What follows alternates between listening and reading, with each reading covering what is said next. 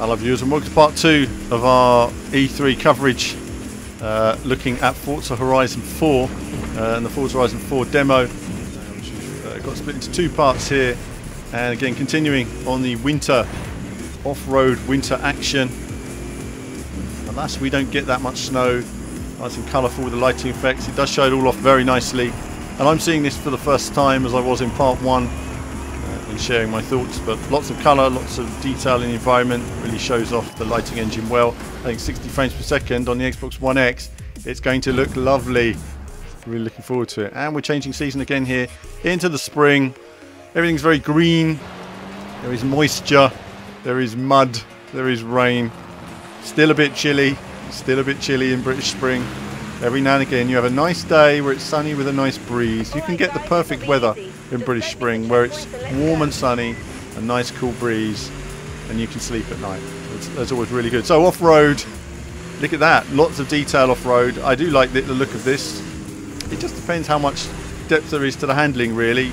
You know, if the car's gripping to the ground like it's sort of tarmac, there's never as much to it.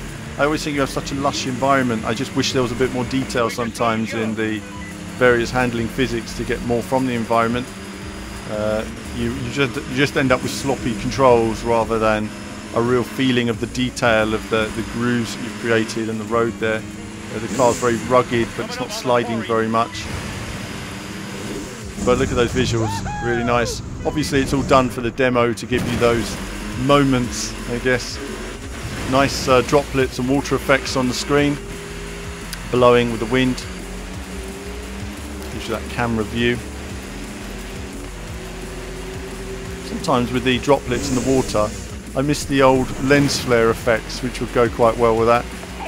And again, detail on the rocks, the environment, nice ground detail.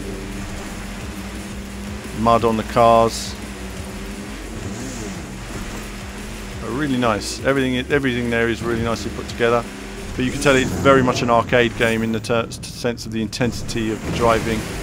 And when I say that, you know, it probably frustrates developers when they say, well, actually, we've got quite a complex physics engine running below this, and it's simulating many different things. And it is, but once you pare back all of the parameters, you end up with something that's quite rigid in terms of style and design. And we'll have to see how much there is in terms of what you can bring to it. I think that's one of my issues with Forza Horizon, is that when you pare back some of the driving parameters, you're quite limited in terms of just direction changes so that everyone can play it.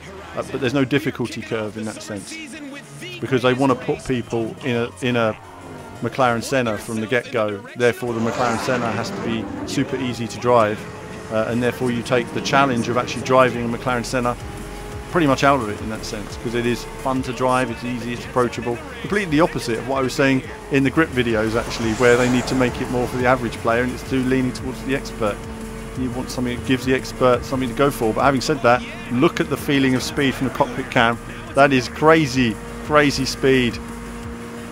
Absolutely on it. Our driver here going for it through towns and villages. Look at that, it's like Alonso cutting through traffic at Le Mans, flying through those countryside hills.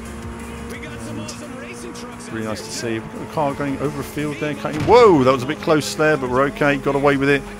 Well, great feeling of speed, have to say. I mean, from a technical perspective, the demo looks great. From a gameplay perspective, we'll have to see how much depth there is and how repetitive the game is when it comes to the final builds, and no doubt I'll get a hands-on in the coming months and I'll give you guys my feedback, and we'll put together a detailed review on the game as well. And I do look forward to the 60 frames per second option. But that's it from me for now on Forza Horizon 4, and there'll be more from me, more gameplay very soon.